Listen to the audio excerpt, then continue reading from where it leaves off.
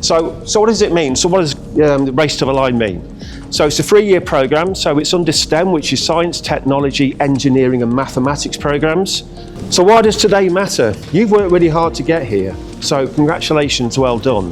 But it's not just about winning, it literally is going to be about the experiences that you take from today. So we're going to get going, but before we do that, who's going to build the fastest car? Who's going to build the fastest car? Who's going to win? So they're going to win, because I heard them first. Who's going to win? Right, okay.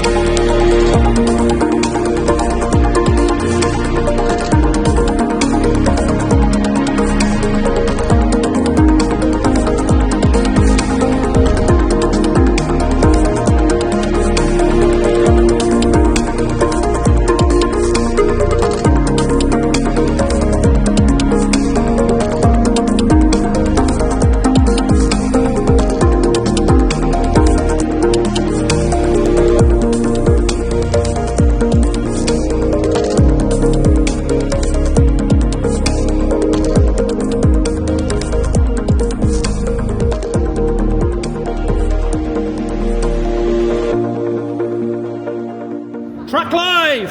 3, 2, 1!